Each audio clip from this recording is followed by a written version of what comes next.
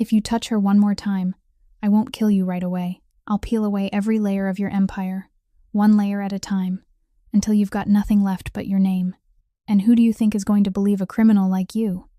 That line punched straight through the jazz, straight through the polished laughter, straight through the steady hush of champagne being poured all over the room, and every mask worn that night, each one of them, began to crack.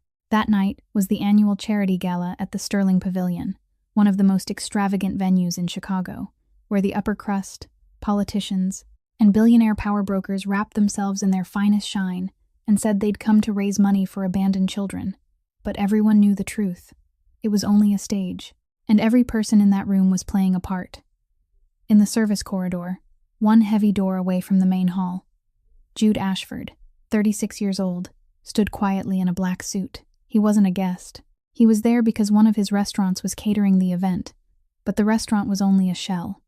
Jude Ashford was a name that made half of Chicago's underworld bow their heads. The head of the Ashford Syndicate, weapons trafficking, money laundering, protection rackets, a shadow empire no one dared to speak of in broad daylight. Tonight, Jude only wanted to close a deal and leave. He hated parties like this. He hated the fake laughter, hated the expensive perfume tangled up with the stench of hypocrisy. But money has no scent, and tonight's deal was too big to walk away from. But that night, everything shifted, completely. Warren Caldwell, the CEO of Caldwell Defense Corp., a defense empire valued at $3.1 billion, the man holding contracts with the United States Department of Defense, was glowing under crystal chandeliers, a Forbes cover face, a philanthropist admired by the whole country. Just minutes earlier, he'd pledged $5 million on stage, and the crowd had applauded like thunder. Beside him stood Brielle, his wife, 27 years old, 7 months pregnant, wearing a pale blue silk gown that delicately disguised the curve of her belly. She smiled, but if you looked closely, those gray-green eyes didn't smile with her. Those eyes had been dead for a long time. A glass tipped over. Wine bled across Warren's suit. A sharp intake of breath. Then Warren's hand clamped around Brielle's wrist, squeezing so hard his knuckles turned white. His voice stayed low, cold, more dangerous than a shout. "What did you just do? This suit costs $25,000. Do you understand?" Then a slap. The sound snapped through the air, crisp and merciless. Brielle went down onto the marble floor, one hand cradling her pregnant belly, blood gathering at the corner of her mouth. Not a single person in the room dared to move. 400 people, politicians, CEOs, lawyers, doctors, television stars, the same people who had just applauded a speech about protecting children. Now they stood and watched a pregnant woman bleeding on the floor, and they looked away. The jazz kept playing, the laughter kept rising, the champagne kept pouring, as if nothing had happened, as if she didn't exist. From the service area, Jude saw everything. He went rigid, his hands curled into fists, his jaw locked. Mac Donnelly, his right hand, a former Marine, the only man Jude truly trusted, caught his shoulder and held him back. "Boss, don't. It's not our business. We've got a deal tonight." Jude almost listened. His feet didn't move. His mind was screaming. "Don't. It's not your business. You've got an empire. You've got everything to lose. If you step out there, you lose it all." He started to turn away, but then Brielle lifted her head, one hand still protecting her belly. Her panicked eyes swept the room, begging for help, and no one answered. And the way she held her stomach, instinctive and desperate, shielding the small life inside her, it was the same. Exactly the same as the way his mother had held her belly on that winter night when Jude was 14, when Garrett Ashford was drunk and smashed a bottle into her head right in front of her son. And Jude heard it, not the music, not the laughter. His mother's voice, Ruth, rising up from 22 years ago, from the yellowed scrap of paper he still kept in his wallet. "My son, I'm sorry. I wasn't strong enough." Jude's hand trembled, not from fear, from 22 years of memory crashing down all at once. He shoved Mac's hand away, and he walked into the center of the hall. Not because he was brave, because he couldn't bear standing still. Not one more time. Stop. Jude didn't raise his voice. He didn't have to. It sliced through the room like a blade through silk. Low, slow, each word like a bullet set on the table. Warren turned. His eyes swept over Jude, and recognition hit. Everyone in Chicago knew Jude Ashford, not because he was famous, but because people were afraid to say his name. Warren laughed, cold, contemptuous. "Oh, Jude Ashford, the criminal's here to play hero?" He stepped closer, dropping his voice, but still loud enough for the people around them to hear. "And who do you think is going to believe a criminal like you?" Jude didn't flare. He met Warren's eyes. Then he looked down at Brielle, still on the floor, still holding her belly, still shaking. Then he looked back at Warren. "I don't need anyone to believe me." Warren's mouth curled. "Then what do you want?" And then Warren slapped Jude. The crack rang out in the middle of the hall. Sharp, clean, like a whip. Jude's head tipped to the side. Blood welled at the corner of his mouth. 400 people held their breath. Jude didn't block it. He didn't strike back. He slowly lifted his hand, wiped the blood from his mouth, and stared at Warren. No anger, no hatred. Only the terrifying calm of a man who had just made his final decision. "All right," he said, his voice low as distant thunder. "Now I've got a reason." And for the first time in his life, Warren Caldwell, the man who held $3.1 billion, defense contracts, and political ties in his hands, saw something in Jude's eyes that money couldn't buy and power couldn't extinguish. The resolve of a child arriving 22 years late and swearing he would never be late again. This isn't a scandal. This is a story about a fire flaring up from the darkest place, about courage sprouting from a wound, and about the night a Mafia kingpin, the man the world called a devil, went to his knees to protect a woman he had never even met. If you'd been in that room that night, standing among 400 silent people, watching a pregnant woman bleeding on the floor, what would you have done? Would you have looked away, or would you have stepped forward? Because what happened next didn't just change Jude's life. It changed all of Chicago. And it began with a single sentence, from the mouth of a man no one ever expected to do the right thing. But before we continue, if you believe justice still exists, hit subscribe so you don't miss the most stirring stories.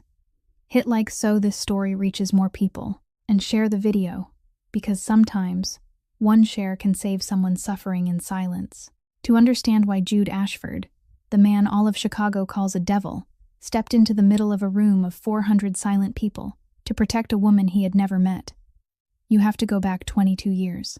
Back to a small, crumbling house on the south side of Chicago, the poorest and most dangerous neighborhood in the city, where gunshots at night were background music, and the police didn't bother to patrol. The house sat at the end of a dark alley, its paint peeling, its roof leaking every time it rained. From the outside, it looked like any other house, but inside, every night, it turned into hell. Garrett Ashford, Jude's father, was a mid-level drug dealer on the south side. During the day, he sat in the corner bar, counting dirty money, talking to his crew in a voice thick with whiskey. At night, when the alcohol had sunk deep enough into his blood, he came home, and everything began. Ruth Ashford, Jude's mother, was an elementary school teacher at a public school 3 blocks from their house. She taught children how to read. She taught them how to add and subtract. She taught them that this world still held good things. Then every afternoon she walked home, opened the door, and stepped into the place where every good thing went to die. Jude remembers the smell of alcohol. That's the first thing he can recall from childhood. Not the scent of baked bread, not fresh-cut grass, not his mother's perfume, but cheap whiskey mixed with sweat and violence. Every night, when Garrett shoved the door open and stumbled inside, the whole house seemed to flinch. Jude, just a boy of 5, 6, 7 years old, lay on the top bunk in the tiny room at the end of the hall. He hugged his pillow, squeezed his eyes shut, and counted.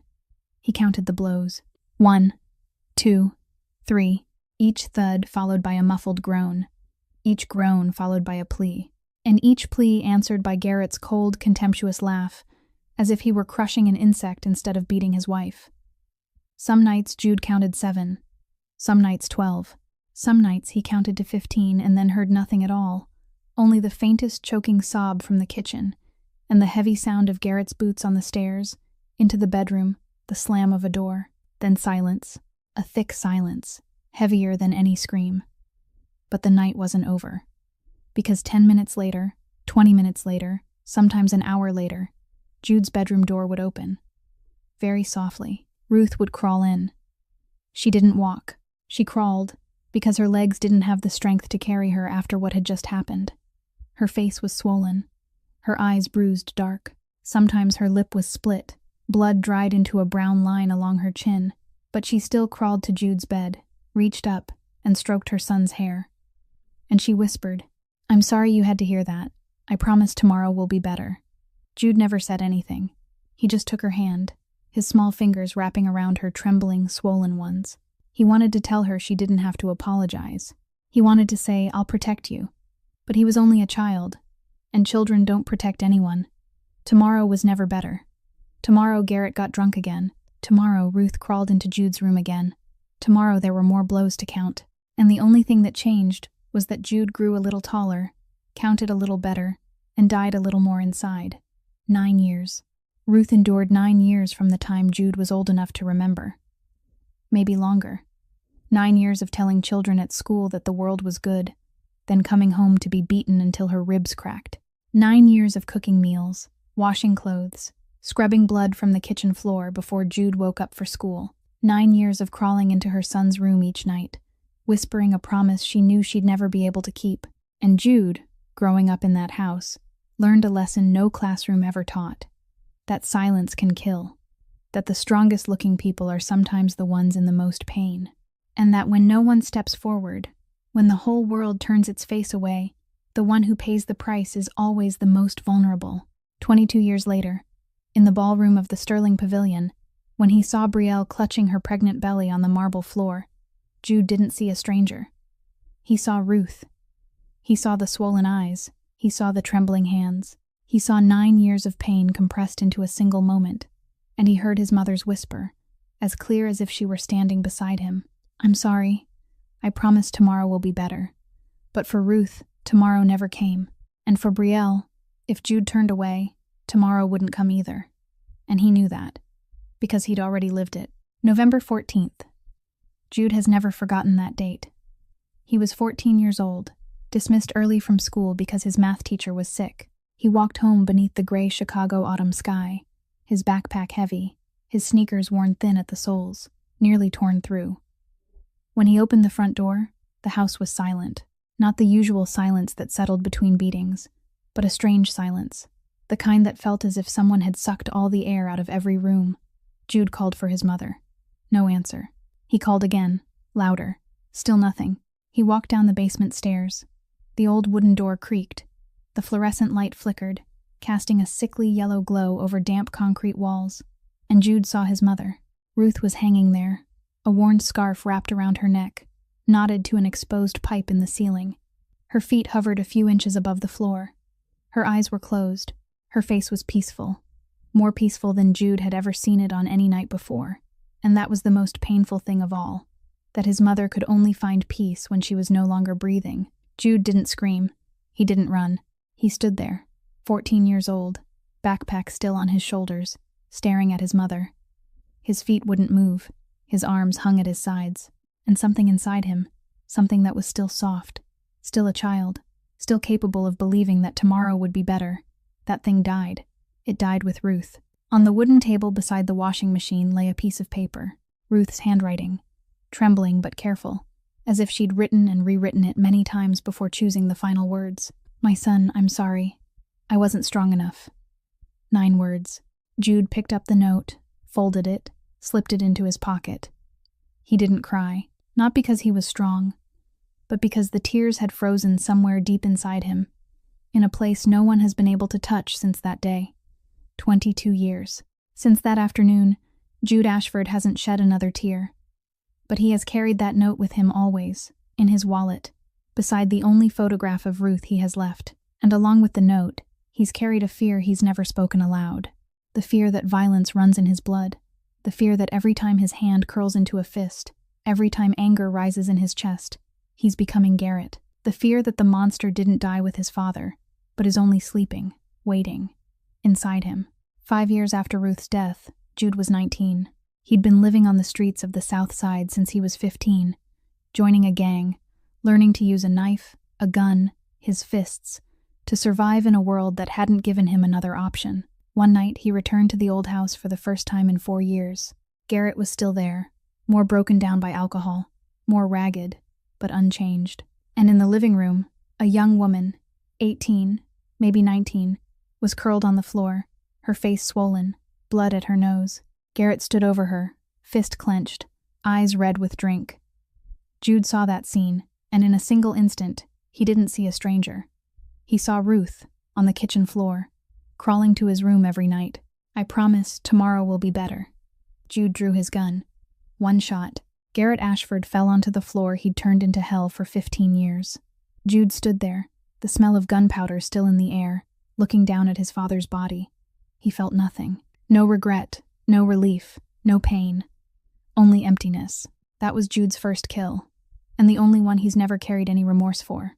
After that, Jude built an empire. From 20 to 36, he transformed the Ashford Syndicate from a street crew into an organization controlling half of Chicago's underworld. Weapons trafficking, money laundering, protection rackets. He was cold, strategic, ruthless when necessary, but he had his own code, unbreakable, and anyone who violated it disappeared without a trace. No drugs. Absolutely not. And never, never touch women or children. Now Jude lives in a penthouse in River North, looking down over all of Chicago from the 42nd floor. He doesn't lack money. He has more power than he needs. But every night, when the city goes quiet, he lies in the dark, staring at the ceiling, and hears Ruth whispering. Always the same sentence. Always the same trembling voice. The only person who knows about Ruth, about the basement, about the yellowed note, is Mac Donnelly, 39 years old, a former Marine, nearly 6'3", his face cut sharp, as if carved from stone. So quiet some people think he can't speak. Jude and Mac met in Cook County Jail when Jude was 21, serving 2 years for assault. Mac was in for breaking a police officer's jaw. The first night in their shared cell, neither of them spoke. The second night was the same. On the third night, Mac finally asked, "What are you in for?" "Assault." "Kill him?" "Not yet." Silence. Then Mac said, his voice low and flat like still water but deep beyond measure. "I had a sister, Tara, 26. He paused. "Her husband beat her for 3 years. I was in Afghanistan. I didn't know. When I got back, Tara was dead. Broken ribs, punctured lung, died on the way to the hospital. The husband ran. No one ever found him." Mac didn't cry as he spoke. His voice never changed. But his hands, the same hands that once held a sniper rifle in Helmand, were clenched so tight his knuckles were white. Jude didn't say anything. He simply took the yellowed note from his pocket, unfolded it, and placed it between them. Mac read the 9 words. Then he looked up. The two men stared at each other in the dark cell and understood they carried the same wound. From that moment on, Mac followed Jude. Not for money, not for power, but because Mac believed that in this world, only the wounded truly recognize one another, and Jude was the only man who never told him to forget or to move on. 15 years. Mac carries Tara's photograph in his wallet, the same way Jude carries Ruth's, 2 of the most dangerous men in Chicago, and every night, both of them hear the voices of the women they couldn't save. While Jude Ashford was growing up to the sound of fists and the smell of whiskey on the south side of Chicago, more than 1,000 miles to the southeast, a dark-haired little girl was growing up to the smell of medicine and the rasp of dry coughing in a small house in Savannah, Georgia. Brielle Townsend. Her childhood didn't echo with blows, but it held something else, something slower and quieter, a different kind of killing, loss. Her father, Keith Townsend, was a carpenter. He built tables and chairs, carved bookshelves, even crafted a small wooden swing that hung from the front porch for Brielle to sit on each afternoon. His hands were large and rough, but when he brushed his daughter's hair back from her face, he was as gentle as if he were touching a flower petal. Brielle was 12 when he died. A workplace accident. A beam fell from scaffolding and struck his head. He never came home again, and after that, no one ever sat on the swing on the porch. Her mother, Denise, had already been frail from lupus. After Keith's death, she collapsed inward completely. The disease consumed her body slowly, day by day, month by month, year by year. Red rashes bloomed across her skin. Her joints swelled until she couldn't hold a spoon. Some weeks she couldn't leave her bed at all. Brielle, at 12 years old, became the adult in the house. She cooked. She washed clothes. She measured out her mother's medication. She called the insurance company. She counted every coin in the glass jar on the kitchen counter. She still went to school, but every afternoon she hurried home, went straight to her mother's room, changed the sheets, wiped the sweat from her mother's forehead, and read aloud until Denise fell asleep. At 19, Brielle entered college on a partial scholarship. She wanted to study nursing, to care for her mother better. But midway through her second year, Denise's condition worsened. Brielle dropped out. She worked 3 jobs at once, stocking shelves at a grocery store in the morning, waiting tables at noon, cleaning hotel rooms at night. Every dollar she earned went to medication, hospital bills, electricity, water. She was 23 when Denise lay in a hospital bed for the last time. Her mother had grown so thin, her collarbones pressed sharply against the thin hospital gown. Her hand clutched Brielle's, weak fingers like dry twigs. Denise looked at her daughter with eyes that had nearly turned transparent and said, her voice so hoarse Brielle had to lean close to hear, "Promise me you'll find happiness." Brielle promised. Denise closed her eyes, and Brielle became an orphan at 23. No father, no mother, no siblings, no one. She sold the house in Savannah. The money was just enough to finish paying Denise's hospital debt and buy a bus ticket. She chose Chicago, not for any particular reason, only because it was far enough from Savannah, far enough from the memories, far enough from the empty swing on the porch. In Chicago, Brielle found a job as a receptionist at Caldwell Defense Corp., a massive defense corporation housed in a 60-story glass tower in the heart of downtown. And that was where she met Warren Caldwell. Warren was 41, the CEO, a Forbes cover face, a perfect smile, suits tailored to fit like a second skin, and eyes that looked at Brielle as if he'd found exactly what he'd been searching for. Young, beautiful, fragile, alone, perfect. Warren courted her with everything Brielle had never had. Flowers on the reception desk every morning, dinners at restaurants where the menus didn't list prices, a dress she'd once admired through a shop window but hadn't dared step inside to try on, delivered the next day in a box outside her rented apartment, and promises. Sweet, soothing, precisely what a lonely and exhausted orphan longed to hear. "I'll take care of everything. You won't have to be alone anymore." They married after 6 months.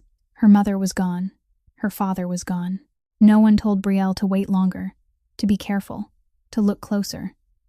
She stepped into marriage as if stepping through a door she believed led to the happiness her mother had wanted for her. But that door led into a cage. On their honeymoon in Santorini, Warren checked her phone for the first time. "Who are you texting?" In the second month, he decided what she would wear. "Take that dress off. I don't like it." In the third month, he forbade her from contacting old friends in Savannah. "You don't need them. You've got me." In the fourth month came the first slap. Brielle asked to visit her mother's grave. Warren refused. She pleaded, and the hand that had once stroked her hair at night suddenly swung, sharp and precise. She fell onto the kitchen floor of a $12 million mansion, her cheek burning, eyes wide open. Warren dropped to his knees, held her, cried, "I'm sorry. I love you so much I'm afraid of losing you.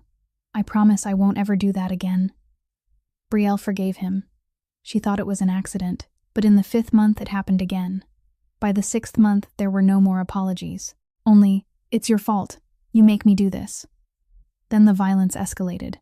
A kick to her stomach when dinner was late. Fingers tightening around her throat when she cried. Hair yanked as he dragged her down the stairs when she asked to call a doctor. Locked in the bedroom for 2 days without being allowed out. And when Brielle discovered she was pregnant, she thought perhaps the baby would change everything. But Warren grew worse. A kick to her belly at 5 months because the rice was cold. His hand squeezing her throat until her eyes rolled back, then releasing her and walking away as if nothing had happened. And every night, as she lay curled on the bed, he would lean down, his voice low, cold, stripped of feeling. "You belong to me. The baby belongs to me. If you ever try to leave, I'll kill you. Then I'll kill it." And Brielle, the girl from Savannah who had promised her mother she would find happiness, lay inside the golden cage she had once believed was a home and began to understand that the promise was killing her, one day at a time. That night Warren came home later than usual. The scent of alcohol and unfamiliar perfume clung to his collar. Brielle didn't ask any questions. She'd learned that asking meant getting hit, and silence meant getting hit too. But at least silence hurt a little less. She stood in the kitchen reheating dinner, stirring the pot of soup, eyes lowered. Warren walked in, looked at the pot, looked at her, then without a word kicked her into the wall. Brielle's back slammed against the tile, the breath knocked from her lungs. She slid to the floor, both arms wrapping around her pregnant belly, curling over it to shield the baby. Warren stood above her, staring down as if she were an object. "I told you to cook beef, not soup." Then he stepped over her, went upstairs, and shut the bedroom door. Brielle lay on the kitchen floor, her back burned with pain so sharp she didn't dare move. The baby shifted gently inside her, as if asking whether its mother was all right. Slowly, she crawled to the downstairs bathroom, closed the door, leaned back against the bathtub, and looked into the mirror. The woman in the reflection looked back at her. Thin, eyes swollen, lips split, a dark bruise stretched along her throat from the strangling the week before. Dark brown hair tangled and dull, and gray-green eyes that had once shone, once laughed, once known hope, now hollow like two dry wells. Brielle didn't recognize herself. She stared at that woman and thought, "This isn't me. This isn't the girl from Savannah. Not the girl who sat on the porch swing each afternoon. Not the girl who made a promise to her mother. And when she thought of her mother, she heard Denise's voice. Not the weak voice from the hospital bed, but the voice from years earlier, when she'd still had strength to sit on the porch, stroke Brielle's hair, and speak in the warmest tone Brielle had ever known. "Promise me you'll find happiness." Brielle lay on the cold bathroom floor, arms wrapped around her belly, and for the first time in 14 months of captivity, she didn't cry. She wiped the blood from the corner of her mouth. She stood, looked into the mirror again, and spoke to herself, her voice so low only she and the child inside her could hear it. Enough. That night, after Warren fell asleep, Brielle began. She remembered every time Warren opened the home security system, standing at the computer in his study, typing in the password. Behind him, the large window reflected each finger clearly as it touched the keys. Brielle had seen it. Many times. She hadn't meant to memorize it, but the brain of a woman surviving on instinct had etched every character into memory. She waited until Warren was deep asleep. 3 a.m, she walked down to the study barefoot, each step so light it barely touched the floor. She entered the password. The security system opened. She copied the footage onto a cheap USB drive she'd hidden in advance. One she'd bought with loose change she'd tucked beneath the mattress, purchased from the corner store during the single time Warren allowed her to accompany the driver to run errands. Next, she retrieved her old phone, the outdated phone she'd brought from Savannah, the one Warren believed she'd thrown away long ago. But Brielle had hidden it inside a tampon box under the bathroom cabinet. Warren never checked there. Each night after he fell asleep, Brielle turned the phone on and photographed the injuries on her body, the bruise on her throat, the swelling on her face, the dark marks across her pregnant belly. With trembling fingers, she typed the date onto the cracked screen. Then she powered it off, hid it again, and returned to bed before Warren stirred. 8 months. Brielle gathered evidence for 8 months. Each night another file, each week another clip of footage. Each month the USB grew heavier, hidden inside Denise's old jewelry box. The only thing Brielle had brought from Savannah, the only thing Warren never touched because in his eyes it was cheap and worthless. Every night, before closing the lid of that jewelry box, Brielle whispered, "Not yet, but soon." And the gala night at the Sterling Pavilion was that moment. Brielle knew there would be cameras, knew there would be hundreds of phones, knew there would be witnesses. She only needed one public incident to crack Warren's flawless shell. She spilled the wine on purpose. It wasn't an accident. It was the final step in the 8-month plan of a woman the world believed had already broken. At the same time, 30 minutes from the Caldwell mansion, Jude Ashford sat in a black Escalade outside the gates of the Sterling Pavilion. Mac sat in the driver's seat, silent as always. Jude opened his wallet and looked at the small photograph worn yellow at the corners. Ruth, a gentle smile, warm eyes, the only picture he had left. Mac glanced over. "Why do you always keep that photo, boss?" Jude didn't look up. His finger brushed lightly over Ruth's smile, faded by time. "To remind myself I almost didn't save anyone." Mac didn't ask more. He understood. The two men sat in the car, silent, watching the lights of the Sterling Pavilion glitter ahead. Inside that building, 400 people would laugh, raise their glasses, and perform kindness. And a woman 7 months pregnant would spill her final glass of wine. 2 people who had never met. A woman hiding a USB drive in her purse. A man hiding his mother's photograph in his wallet, both carrying old wounds, both stepping into the same night, the night everything would change. The next morning, Chicago woke up in a storm. Not a storm of rain, not a storm of snow, a storm of video. Dozens of clips recorded on the phones of gala guests flooded every social media platform. Each angle was different, but the content was the same. Warren Caldwell slapping his wife, Brielle falling to the floor, 400 people standing still, and one man stepping out of the shadows. The hashtag #WhoIsJudeAshford was trending nationwide before 8 in the morning. By 9, it had spread to Canada, the United Kingdom, Australia. Major news outlets ran headlines all at once. Mystery man confronts billionaire CEO at charity gala. Who is Jude Ashford? Shocking video. CEO strikes pregnant wife in front of 400 guests. The media split almost immediately. Half called Jude an unexpected hero, the only man willing to step forward when the entire room looked away. The other half began digging, and when they discovered who Jude Ashford was, the story turned 180 degrees. Chicago crime boss plays hero. Jude Ashford, Mafia kingpin or knight in shining armor, weapons trafficker saves pregnant woman, PR stunt or truth. Online comments exploded. Supporters of Jude clashed with defenders of Warren. Those who believed Brielle argued with those who called her an actress. The country divided into two camps, and while they argued, Warren Caldwell didn't waste a single second. At 7 in the morning, before the first video reached 1 million views, Warren was already seated in a conference room with one of the most powerful crisis management teams in the country. By 9, an official press statement was released. Last night at the Sterling Pavilion, an unfortunate misunderstanding occurred. My wife, Brielle, became dizzy due to her pregnancy and fell. I attempted to catch her, but in the panic, my actions were misinterpreted. We are deeply saddened that Mr. Jude Ashford, an individual with a serious criminal history, exploited the situation to unlawfully interfere in a private family matter. By 10, Warren's legal team sent threat letters to every platform hosting the videos, demanding immediate removal for violation of privacy and personal defamation. Some smaller platforms complied. The clips began disappearing. But Warren didn't stop there. At 11, food safety inspectors made surprise visits to 2 of Jude's restaurants in downtown Chicago. No warning, no explanation. Just immediate closure pending inspection. By noon, the primary bank account of Ashford Hospitality Group was temporarily frozen. The stated reason: suspected irregular transactions under review.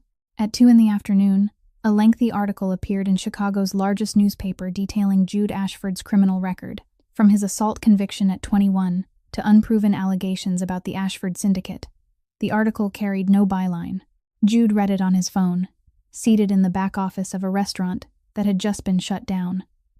The screen glowed, each line twisting the narrative. He wasn't surprised. He knew Warren Caldwell wasn't the type to lie down quietly. The man had ties to senators, contracts with the Department of Defense, a direct line to federal agencies. In Warren's world, money didn't just buy comfort. It bought silence.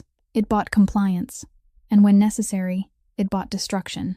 Mac walked in and placed a stack of papers on the desk in front of Jude. The lawyer's threat letter, the account freeze notice, the inspection order, a printout of the newspaper article. Mac looked at Jude, his voice low but steady. Boss, he's using everything. Politicians, federal agencies, media, lawyers. He wants to crush you before you even open your mouth. Jude said nothing. He looked at the papers, then out the window. Chicago moved as it always did. Luxury cars gliding past. Men in tailored suits stepping into glass towers. The world of the powerful kept spinning as if nothing had happened the night before, as if Brielle hadn't been bleeding on the marble floor. If you want to fight him, Mac said, it can't be with guns, not with fists. Warren's got too much armor for that. You've got to hit him with the one thing he's not protected against. What's that? The truth.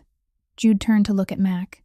He thought of Brielle on the marble floor, of the way she'd whispered, "Thank you," of the USB he didn't yet know she carried in her purse. He thought of Warren, mobilizing an entire empire to bury the truth. And he thought of Ruth, of the truth his mother carried down into the basement, a truth no one knew, no one asked about, no one cared about, until it was too late. Jude understood. In this war, the strongest weapon wasn't a bullet, not money, not power. It was the truth Warren had been trying to bury for 2 years. And truth has one trait Warren doesn't understand. It doesn't die. No matter how many lawyers he hires, no matter how many accounts he freezes, no matter how many videos he takes down, the truth remains. In a USB hidden inside a dead mother's jewelry box. In the memory of 400 people who saw what happened. In the dried blood on a marble floor the cleaning crew hadn't yet wiped away. Jude only needed to find the right person to tell that story, and he knew exactly who to call. The first thing Jude did after leaving the Sterling Pavilion wasn't call a lawyer, and it wasn't call his men. He dialed an old number that only he and Mac knew. It was the number to a safe apartment on the west side, one of 3 shelters in the underground network of the Ashford Syndicate. Places meant for when everything collapsed, and someone needed to disappear off the map. The apartment sat on the 4th floor of an aging brick building with brownstone walls and creaking stairs, but inside it was fully furnished, clean, secure. No one could find it because on paper it didn't exist. Brielle was taken there at 3 in the morning after leaving the hospital. The emergency doctor had examined her. The baby was stable, but bruises darkened her arms and back, and her lip was still swollen. 2 of Mac's men met her at the rear hospital exit, guided her into a car without a word, and drove off into the night.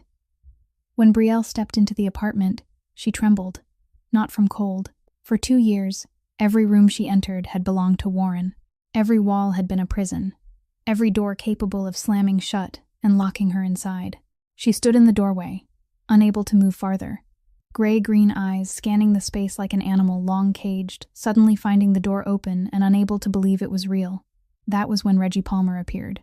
68 years old, African-American, living on the floor below the safe apartment. She wasn't part of the Ashford Syndicate.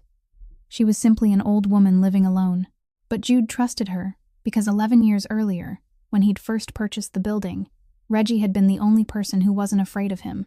She'd knocked on his door carrying a plate of cornbread, looked him straight in the eye, and said, "I don't know what you do for a living, and I don't care, but if you're living upstairs, keep it quiet after 10.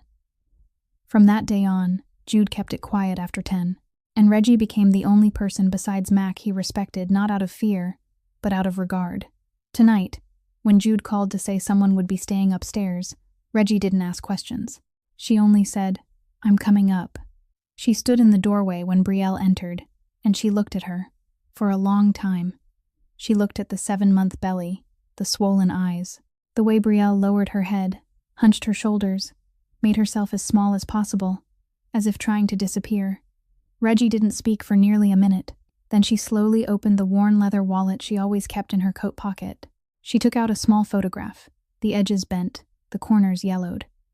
In the picture was a young black woman, 26 years old, smiling wide, bright eyes, hair neatly braided. Jolene, Reggie's only daughter. 11 years ago, Jolene was beaten to death by her husband. One winter night, in a rented apartment on the south side, her husband came home drunk and beat her until her skull fractured. Jolene died on the living room floor, alone. Neighbors heard the screaming, but no one called the police. The man who killed her fled.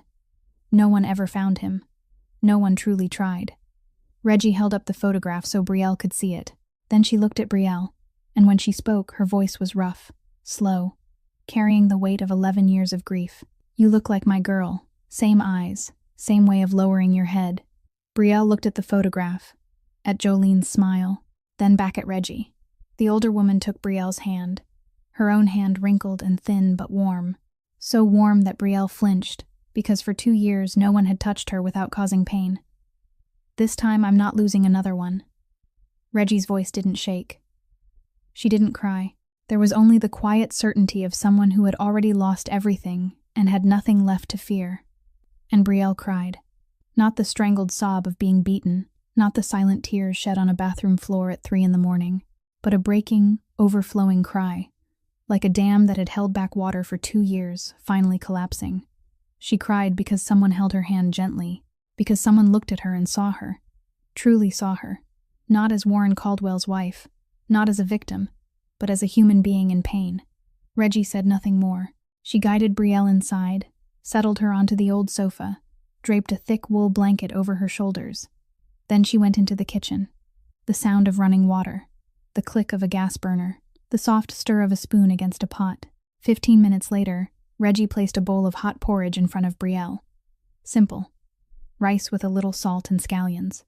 Not a meal from a $12 million mansion, but it was the first bowl of food anyone had cooked for Brielle without fear attached to it. Reggie sat beside her and stroked her hair gently, slowly, just as she had once stroked Jolene's hair 11 years before. Eat. You've got to be strong. Not for anyone else. For that baby inside you. Brielle picked up the spoon. Her hand was still trembling, but she took one bite, then another, then another. She finished the bowl. For the first time in months, she ate an entire meal without choking, without fear, without glancing over her shoulder to see if Warren was standing behind her. And when the bowl was empty, Brielle set the spoon down and looked at Reggie. Tears still streaked her cheeks. But in those gray-green eyes, for the first time, there was something other than fear. Fragile, small, but real. Hope. The following afternoon, Jude went to the safe apartment. He went alone. He didn't bring Mac. He didn't bring anyone. Because he understood something most men don't. That for a woman who's been beaten by a man for 2 years, the presence of any man is a threat. Even if that man stepped forward to protect her, even if that man was slapped because of her, it doesn't matter. In her mind, in her body, in every nerve trained by violence, man equals danger. Jude knew that because he'd seen it in Ruth. His mother was afraid of every man, even her own father, even neighbors, even male teachers at school. Garrett's violence had seeped into her bones, turning every male hand into a potential fist. So when Jude knocked on the apartment door, he knocked softly. When Reggie opened it, he asked whether Brielle was ready to see him before stepping inside. And when she nodded, he entered but didn't cross fully into the living room. He stood there, back against the doorframe, hands in his pockets, keeping more than 3 yards between himself and Brielle, far enough that she wouldn't feel cornered, close enough that she could hear him clearly. Brielle sat on the sofa, the wool blanket still around her shoulders, one hand resting on her belly. She looked at Jude with eyes still shadowed by bruises, but different from the gala night. No panic now, only the weary vigilance of someone long accustomed to fear. Jude spoke. He told her what was happening outside. Warren had struck back, hired crisis managers, claimed she'd been dizzy and fallen, sent lawyers with threats, frozen Jude's accounts, sent inspectors to his restaurants, pulled videos from the internet. Warren was using every dollar, every connection, every ounce of influence to bury the truth. And without Brielle's voice, if she didn't speak, Warren would win. The videos would vanish, the media would move on, and the gala night would become an unfortunate misunderstanding. No one mentioned again. Jude finished speaking and fell silent. He didn't push, didn't demand. He just stood there and waited. Brielle was quiet for a long time. She looked down at her belly, where the baby shifted gently. She thought about Warren, about the nightly threats, about the hand that squeezed her throat until she blacked out, about 2 years inside a gilded cage. Then she glanced at the worn handbag resting beside the sofa, the bag she'd brought from the hospital.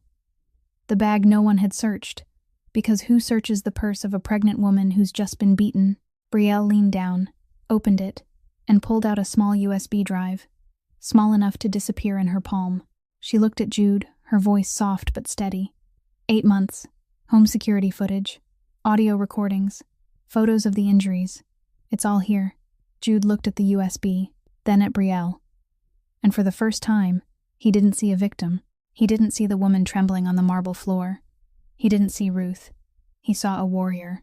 This woman, trapped, beaten, controlled for 2 years, had quietly learned how to access her husband's security system, hidden a phone inside a tampon box, photographed her bruises at 3 a.m. while her abuser slept beside her, and stored everything on a USB hidden in her mother's jewelry box. 8 months, alone, in the dark, no one helping. "You're stronger than you think," Jude said. And he meant it. Not as comfort, not as diplomacy, but as fact. Brielle met his gaze, gray-green eyes steady against his dark ones. "I know," she said, and this time her voice didn't tremble. "I just needed someone to believe it." Jude nodded. He took out his phone and dialed. On the other end, a cautious female voice answered. Sloane Kavanaugh, 31, an independent investigative journalist who'd once worked for the Chicago Tribune before being fired over an exposé on police corruption. Since then, she'd freelanced, spending her own money chasing stories no newsroom dared publish. "I've got a story," Jude said. There was a pause. "I know who you are, Ashford. Why should I trust a mafia boss?" "Because my mother was that woman once," Jude replied, his voice low and slow, each word heavy. And no one stepped forward. Silence stretched 3 seconds. 4. 5. Then Sloane spoke. "I need her to tell it herself, not you speaking for her. She has to use her own voice. That's the only condition." "I understand. Tomorrow morning. I'll come to you." Jude ended the call and looked at Brielle. She gave a small nod. She was ready. Jude left the apartment. The stairwell groaned beneath his steps. Mac was waiting outside, leaning against the car, arms folded. "It done?" "It's done. She's got proof?" 8 months. Mac let out a low whistle, impressed. Then he studied Jude with the look he reserved for questions that truly mattered. "Boss, I'm asking straight. You're risking everything. The empire, the restaurants, the money, your freedom, all of it, for a woman you don't even know. Why?" Jude opened the car door and slid into the passenger seat. He didn't look at Mac. He stared ahead at the dark West Side Street, broken streetlights, cracked sidewalks, the world of people no one sees. "Because when I was 14, Jude said, his voice so quiet Mac had to lean closer to hear. "No one risked anything for my mother." 4:45 in the morning. Chicago was still wrapped in darkness. Jude, Mac, and Sloane Kavanaugh parked in the rear lot behind Northwestern Memorial Hospital. Sloane sat in the back seat, dressed in a black hoodie, hair pulled tight, a small backpack at her feet holding a camera, an audio recorder, and a notebook. She hadn't spoken much on the drive over. She'd asked only one question when she got into the car. "Do you have a copy of the gala video?" Jude shook his head. "Don't need it. She's got something stronger than the gala footage." Sloane didn't press further. She'd been in this profession long enough to know that the most powerful stories aren't found in public spectacle, but behind closed doors. They met Luisa Vega at the side entrance to the emergency wing. Luisa was 42, a nurse at Northwestern for 14 years, dark hair tied back in a ponytail, deep-set eyes, and on her left wrist, a long scar she never explained, but that anyone who'd survived domestic violence would recognize. Luisa had watched the gala video at midnight. She'd cried in a hospital bathroom, then washed her face and called Sloane, whom she'd met years ago through an article about abuse survivors. "I want to help." That was all she'd said. Luisa led them through the east corridor, avoiding the main lobby where 2 of Warren's security men were stationed. Warren had moved fast. As soon as Brielle left Sterling Pavilion by ambulance, his lawyer called the hospital, expressing deep concern for Mrs. Caldwell's health and requesting that only family be granted access. 2 guards had been posted at the main entrance. The plan was simple. At 9 in the morning, Brielle would be transferred to a private medical facility within Warren's network, a place where no one would find her, a place where she would disappear, as if she'd never existed. But it wasn't yet 5. There were 4 hours left. Luisa guided them through the maternity wing. White hallways, fluorescent lights, the sharp sting of antiseptic in the air. Jude walked quickly, eyes forward, but when they passed the newborn nursery, he slowed. The thin cry of infants drifted through the glass doors. Not a cry of pain, the cry of new life, fragile and searching for warmth. Jude stopped for a second, just a second. And in that second, he wondered, if Ruth had lived, would she have held a grandchild? Would she have stood behind a pane of glass like this, weeping with joy like the other mothers? Then he moved on. Some questions never get answers.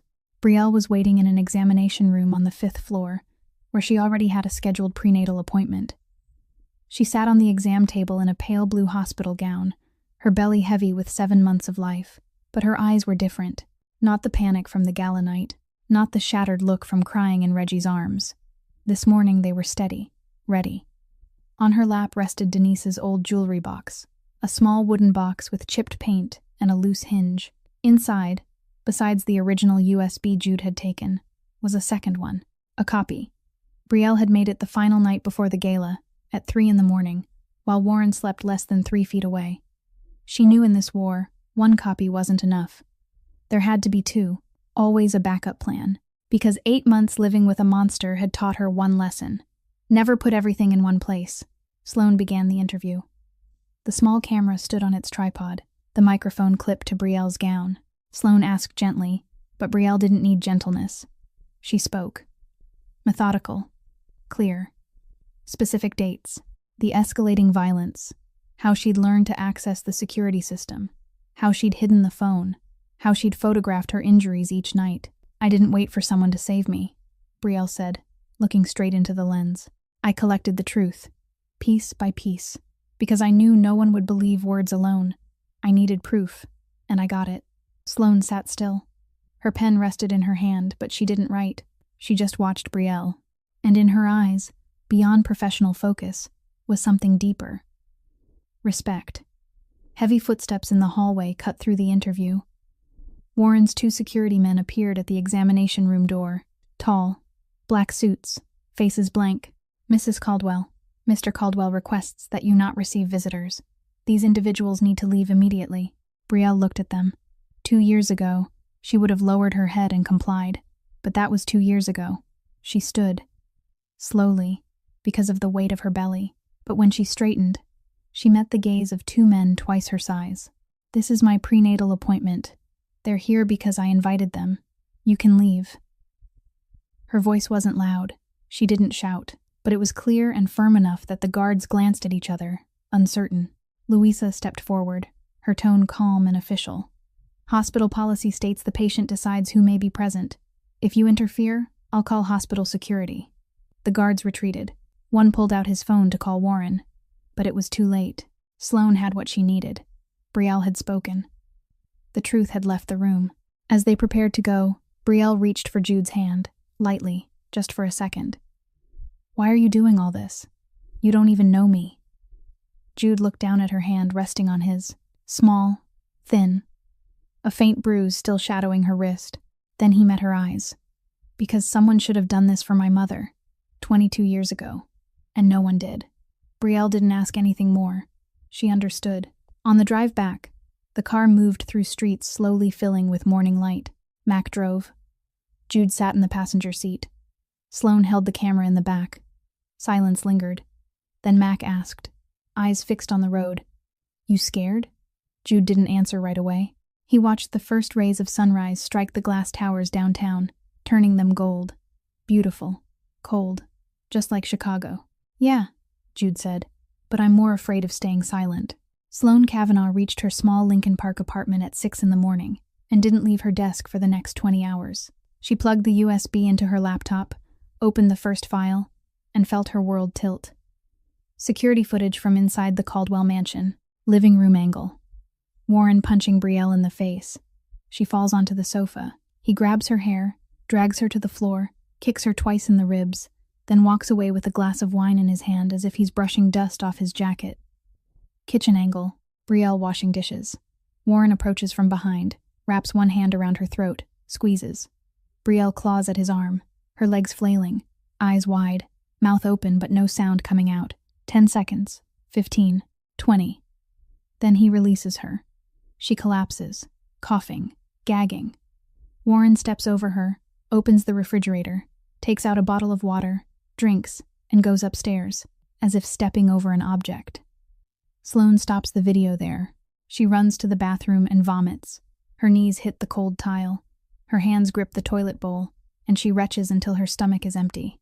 Not because she's weak, but because the footage drags her back to her childhood home in Naperville, outside Chicago, where every night she lay in her room listening to her father beat her mother downstairs. She was 7, 8, 9. Her mother never called the police, never left, never told anyone.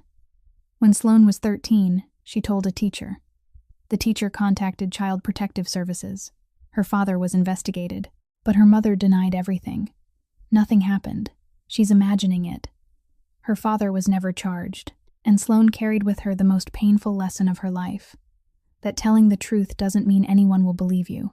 But today, watching the 8 months of footage Brielle had gathered, Sloane knew this time the truth couldn't be dismissed. Not words, images, sound, proof. She washed her face, returned to her desk, and began building the video. She opened with Warren Caldwell on the cover of Forbes. The perfect smile. The headline, "The Next Generation of Defense Leadership." Photos of him donating to orphaned children, shaking hands with senators, holding Brielle at charity events, both smiling like the happiest couple in America. Then cut. Gala night footage. Brielle hitting the marble floor. 400 people looking away. Jude stepping forward. Warren slapping Jude. Cut again. The home footage. Each punch. Each strangling. Each bruise. Each threat. Warren's voice cold in the recordings. If you leave, I'll kill you. Then I'll kill the baby. Then the interview. Brielle facing the camera. Swelling still visible around her eyes, but her voice steady. I didn't wait for someone to save me. I only needed someone to open a door. I prepared the key a long time ago. At the end, Sloan added Jude's voice. No face. Just his voice, low and deliberate, recorded over the phone at 2 a.m. when she'd asked what he wanted to say to the world. Jude had been silent for nearly 10 seconds before answering. I'm not a good man. I've done things I don't ask forgiveness for. But I won't let another woman have to say she's sorry. Not one more time. Sloan uploaded the video to YouTube, Vimeo, and her personal platform. She sent the link to CNN, NBC, ABC, BBC, The Washington Post. Her email was brief. This is a story that needs to be told. Not because it's sensational, because it's true. Then she hit send, and waited. 1 hour later, 80,000 views. 6 hours later, 2 million. 12 hours later, 6 million. 24 hours later, 11 million. The hashtag Justice for Brielle trended worldwide, not only in the United States, but in the United Kingdom, Canada, Australia, Japan, Vietnam. Celebrities shared it, activists wrote about it, women's advocacy organizations spoke out, and alongside the support came louder backlash than ever. A mafia boss playing hero? Don't be ridiculous. She stayed for the money. Now she's leaving for the money. Jude Ashford traffics weapons and kills people. Now he's pretending to be a knight? But there were other voices too, cutting through the noise like a bell in a storm. A criminal was the only one who stepped forward. What does that say about the rest of us? Warren launched one final counterattack. He released Jude's entire criminal record to the press. Assault conviction. Allegations of weapons trafficking. Federal surveillance. 3 disappearances tied to the Ashford syndicate. He wanted the world to see a monster, not a protector. But he was too late. 11 million people had already watched. 11 million had heard Brielle speak. 11 million had seen Warren wrap his hand around his wife's throat in the kitchen and step over her like garbage. No lawyer can erase 11 million memories. And while Warren tried to smother the fire with money, Sloan's phone rang. Fiona Yates, 48, a human rights attorney, partner at one of New York's most powerful law firms, her voice calm and clear. I'd like to represent Brielle Townsend, pro bono, because justice shouldn't come with a price tag. Sloan passed the call to Brielle, and for the first time, this wasn't Jude standing alone against an empire. The truth now had 11 million witnesses, and a lawyer. 3 months passed. 3 months inside a storm. Lawyers on both sides filed motions back and forth. The media dug into every hidden corner. Warren Caldwell was charged with 3 counts: assault, domestic violence, and criminal threats.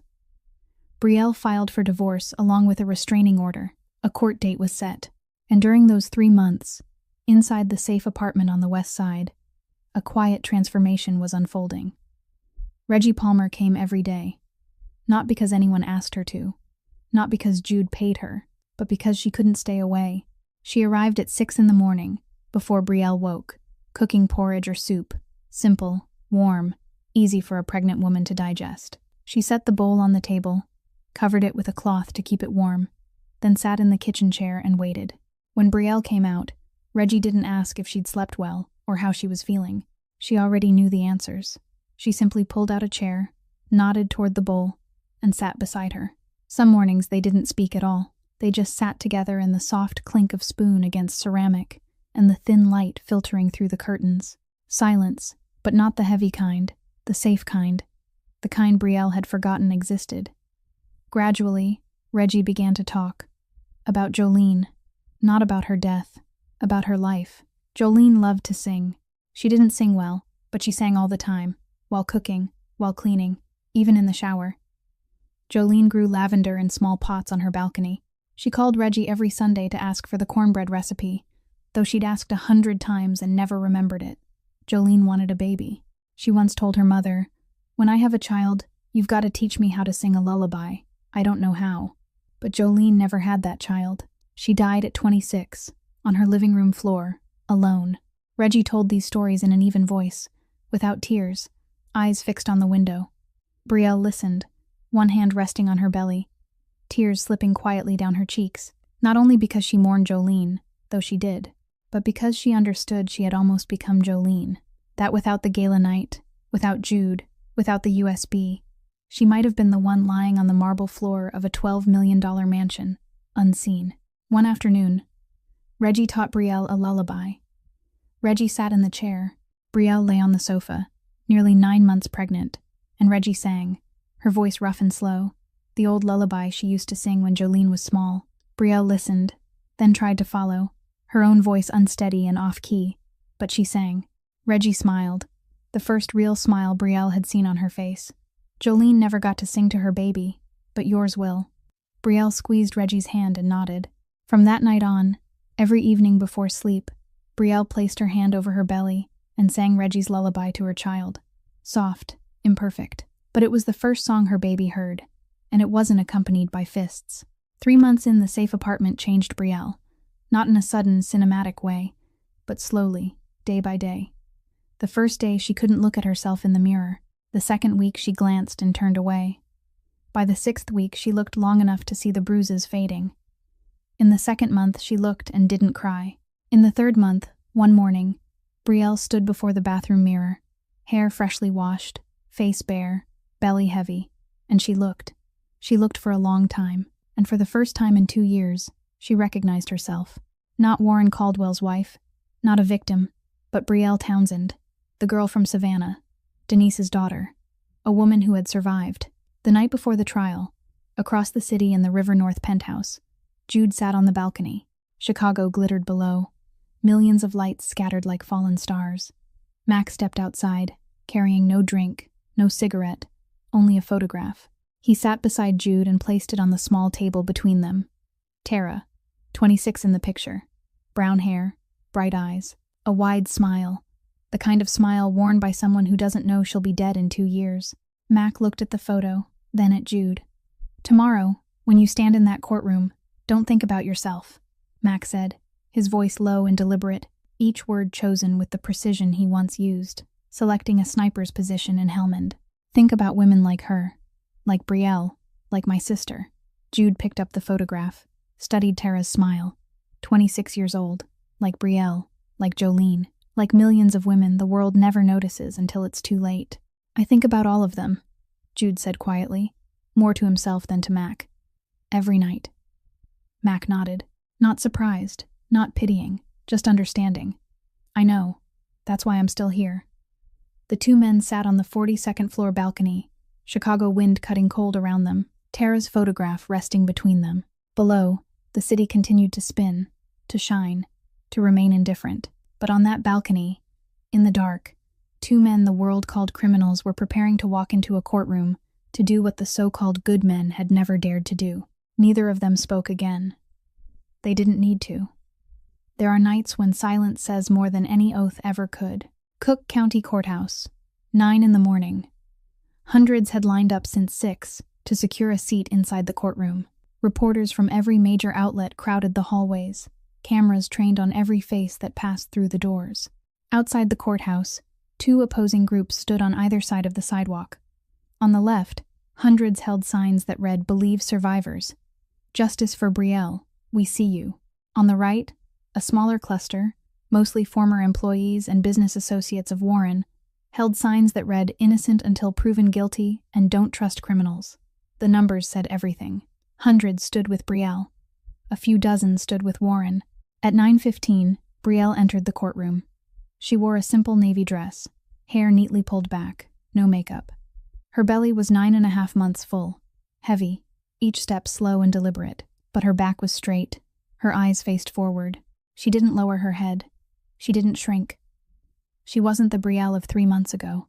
At her side stood Fiona Yates, 48, silver hair cut sharp and clean, thin-framed glasses, eyes as precise as surgical steel. Fiona wasn't one of New York's most formidable attorneys because she spoke often. She was formidable because when she did speak, People listened. Across the aisle, Warren Caldwell sat at the defense table. Dark blue Armani suit, silk tie, hair perfectly styled. If you didn't know better, you'd think he was at a board meeting, not on trial. His expression was calm, almost bored, as if this proceeding were an inconvenient appointment in a crowded schedule.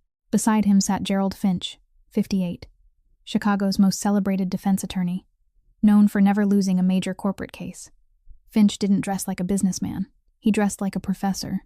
White shirt, gray slacks, reading glasses hanging at his collar, trustworthy, approachable, exactly the image a jury likes to see defending a model citizen. Judge Raymond Whitfield entered, 64 years old, hair white as snow, angular face, deep-set eyes that revealed nothing. Whitfield was known throughout Illinois for two things: absolute fairness and never bending to money or power. He struck the gavel. Court is now in session.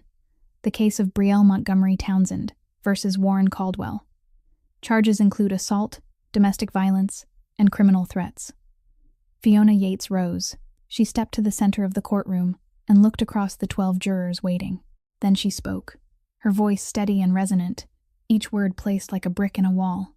Members of the jury, today we aren't standing here only for Brielle Townsend. We're standing here for millions of women silenced every day. Women beaten behind closed doors.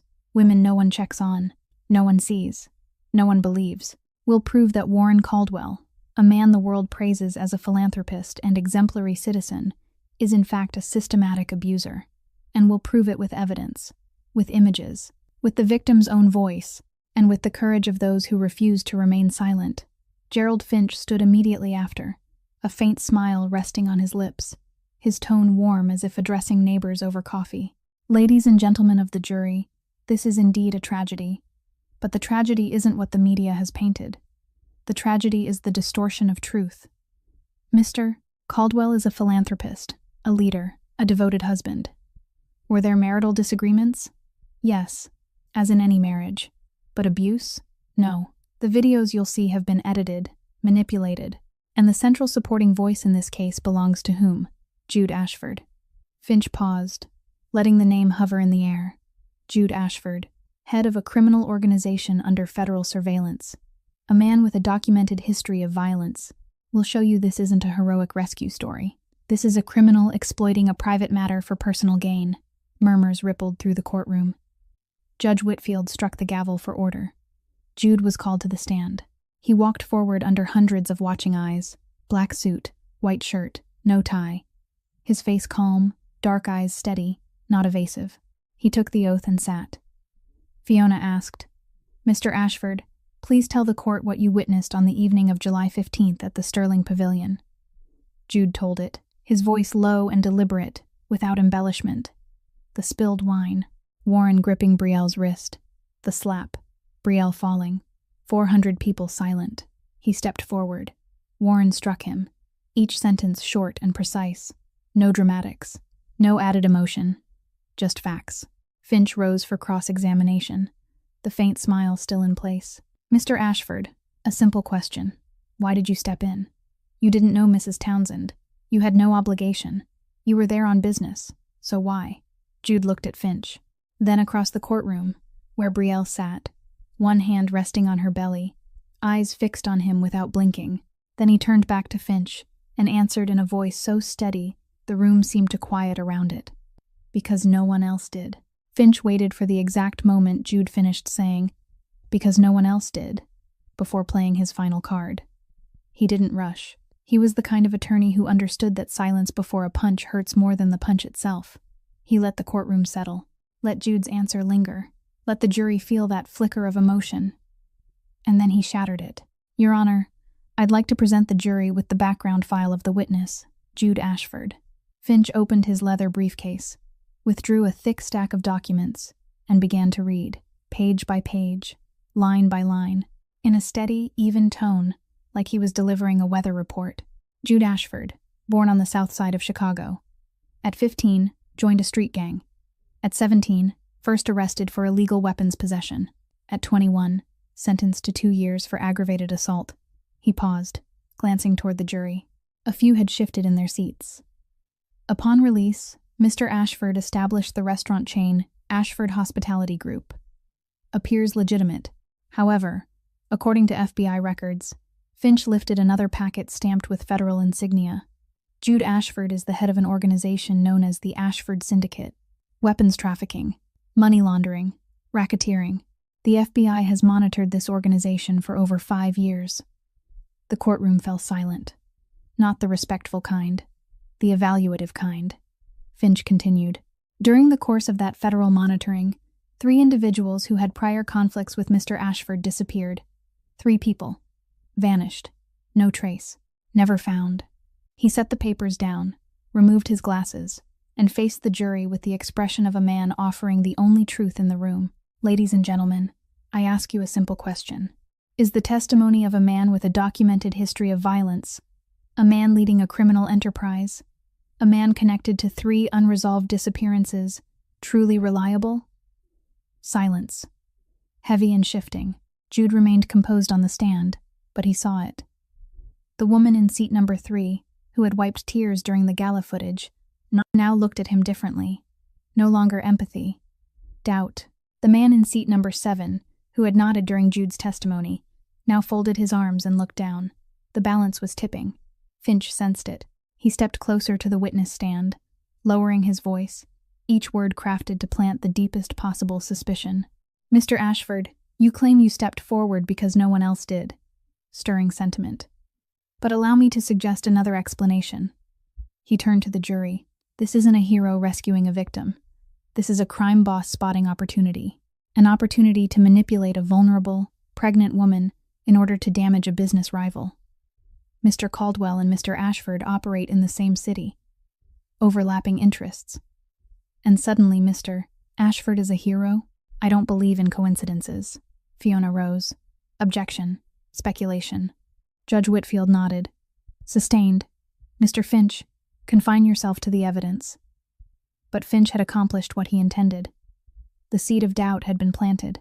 In the jury's eyes, Jude was no longer simply the man who stepped forward. He could be something else.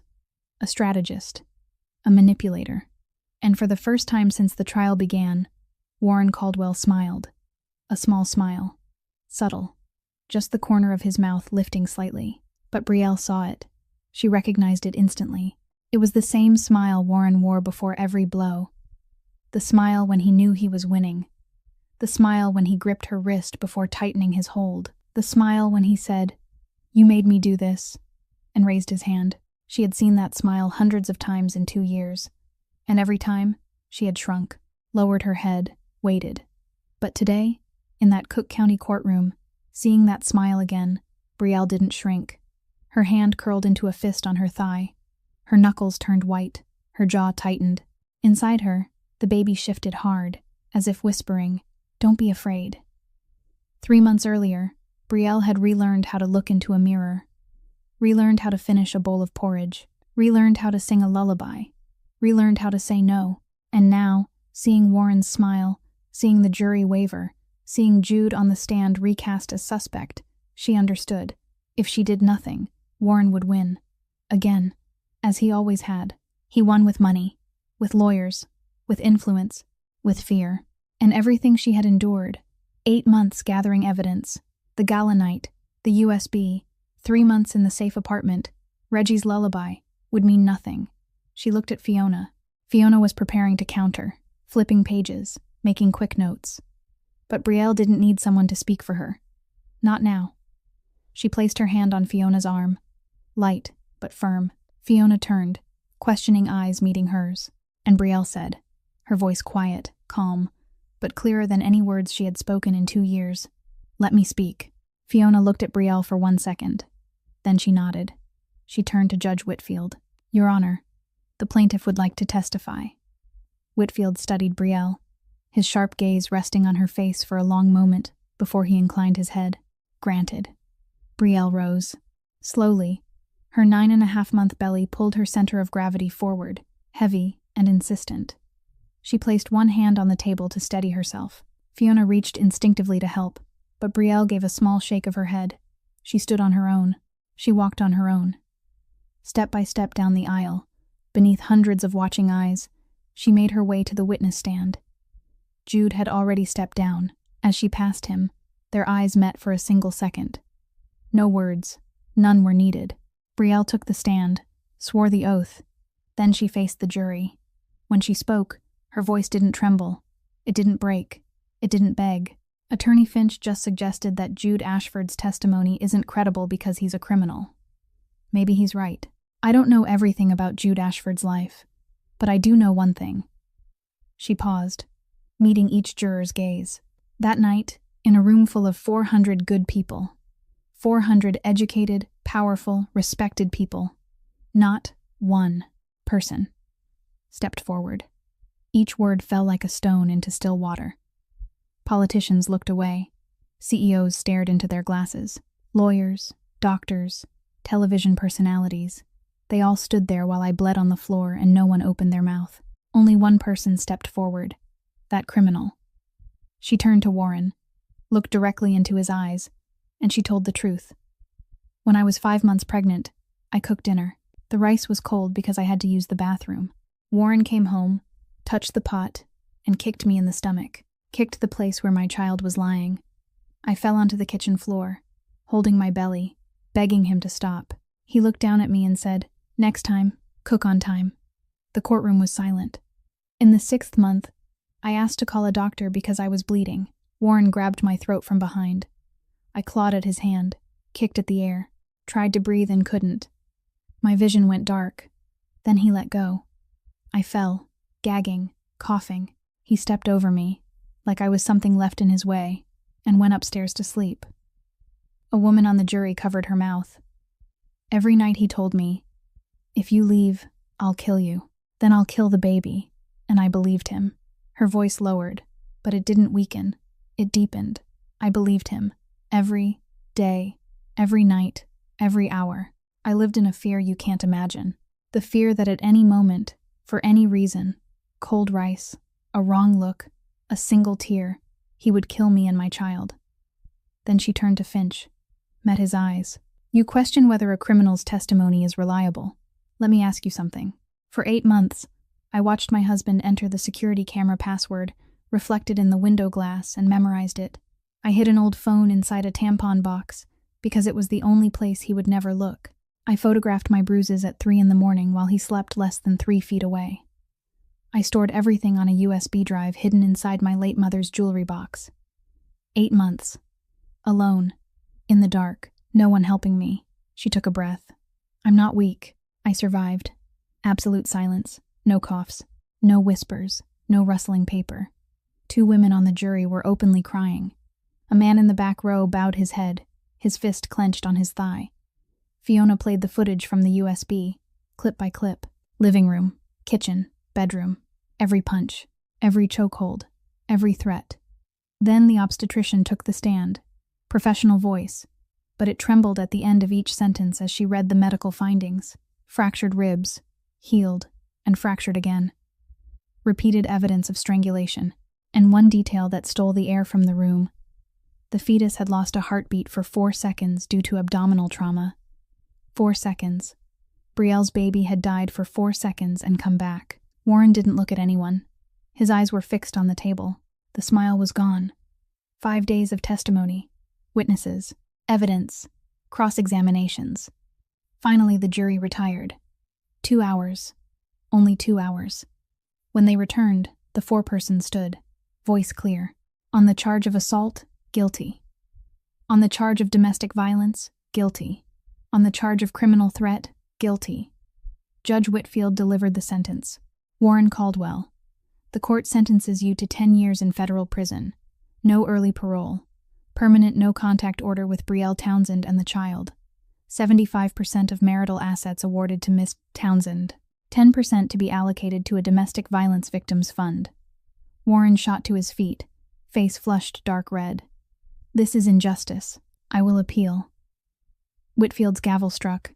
His voice didn't waver. "You have that right. But today, justice has been served." The marshals moved in and cuffed Warren. He turned back for one last look at Brielle.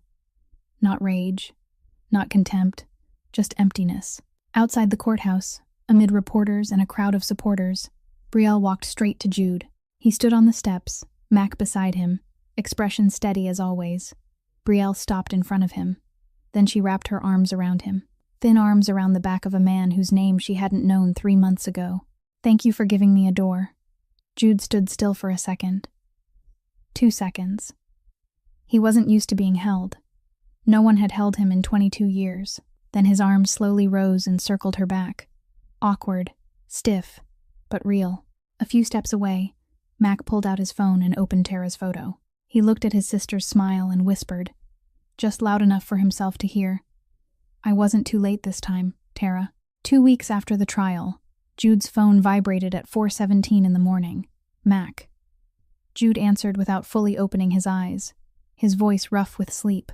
"What?" Mac was silent for a second. Then he spoke, and his voice was different. Not the steady, level tone Jude had known for 15 years. It trembled. "A girl. She had her. Mother and baby are healthy." Jude sat up. "And boss?" Mac paused, swallowing. She named her Ruth. Jude didn't speak. He lowered the phone onto the bed, stood up, bare feet against the cold wood floor of the River North penthouse. He walked out onto the balcony, 42 floors above the city, the early Chicago wind cutting sharp against his skin. The city stretched beneath him. Millions of lights flickering in the darkness that hadn't yet lifted. The same view he'd seen 1,000 times, and yet not the same. Because today, somewhere in that vast city, someone carried his mother's name, Ruth, a name that for 22 years had lived only on a yellowed scrap of paper in his wallet and on a cheap gravestone in a South Side cemetery, a name he whispered into the dark every night but never spoke aloud to anyone. Now it belonged to a child. A new life. A beginning. Jude rested his hands on the railing, drew in a long breath, and he cried. Not sobbing, not breaking, just tears sliding down the face of a 36-year-old man, silent and steady, like an underground river that had run for 22 years beneath stone and finally found an opening. For the first time since the afternoon of November 14th, when a 14-year-old boy stood in a basement and looked at his mother, Jude Ashford cried, and he let the tears fall. He didn't wipe them away, didn't stop them, didn't feel ashamed, because these weren't tears of weakness. They were the tears of someone strong enough to no longer pretend he was. 8 months later, an old building on the west side of Chicago, once abandoned, now completely restored. White-painted walls, wide glass doors pulling sunlight inside. Above the entrance, brass letters gleamed in the afternoon light. The Haven Foundation. More than 400 people attended the opening. Activists, survivors, reporters, local officials, volunteers. And in the front row, Jude Ashford sat in a black suit, expression calm, eyes fixed on the small stage ahead. Brielle stepped forward. She wore a simple white blouse, dark brown hair falling to her shoulders, and in her arms was Ruth. 3 months old, tiny, blue eyes wide and clear, studying the crowd as if it were the most wondrous thing in the world. Brielle lifted the microphone. Her voice trembled on the first sentence, then steadied. 1 year ago, I didn't think I would survive. I lay on a bathroom floor at 3 a.m, blood on my face, believing that was the end, that my child would never be born, that no one would know, no one would care.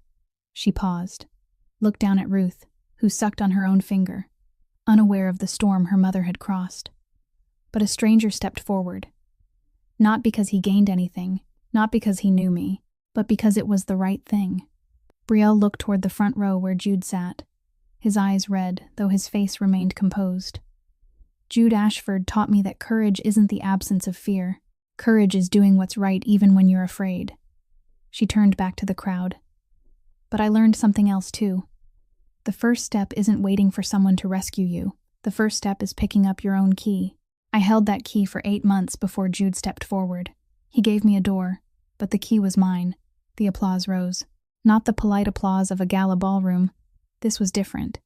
It came from the chest, warm, real, from people who understood.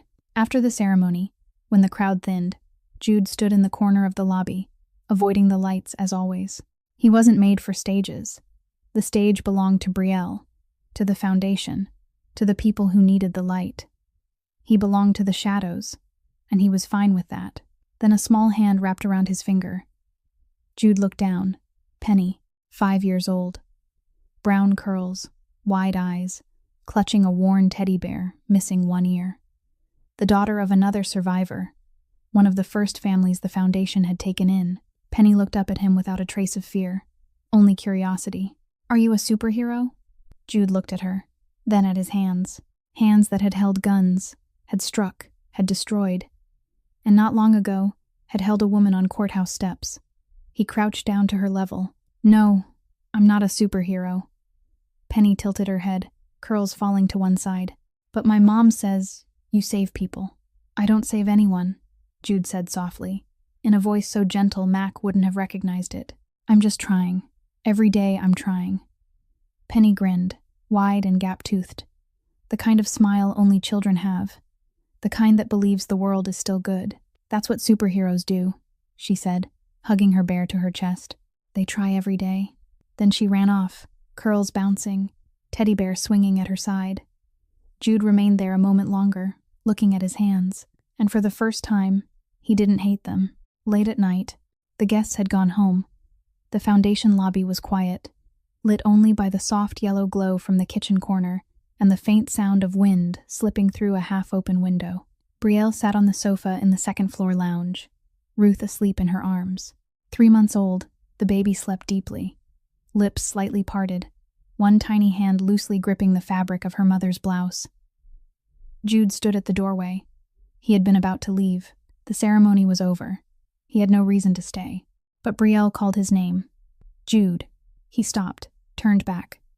Brielle looked at him, then down at Ruth, then back at him. "Do you want to hold her?" Jude went still. His hands, large, rough, scarred, hands that had held guns, had gripped throats, had broken bones, instinctively curled into fists. Not from anger, from fear. Fear that these hands were too coarse for something so small. Fear that the violence in his blood might seep through skin and bone and stain something this pure. Fear that he was Garrett. "I've never held a baby," Jude said quietly, almost like a confession. Brielle smiled, not wide, but warm enough. "Then today's your first time." She rose and stepped toward him, placing Ruth carefully into his arms, gently, deliberately, as if she were entrusting him with the most precious thing she owned. And Jude held Ruth. The tiny body fit inside hands that had once wrapped around weapons. She was so light he was afraid to breathe too hard, afraid she might drift away. So warm that the heat traveled from his palms up his arms, into his chest, into his throat, to the place that had tightened for 22 years whenever he thought of his mother. Ruth opened her eyes. Blue, clear. She looked up at him. No fear, no judgment, just looking. With the eyes of someone brand new to the world, unaware of how cruel it could be. The same blue as Ruth, his mother. The same gentleness, the same way of looking at him that made him feel like he wasn't a monster.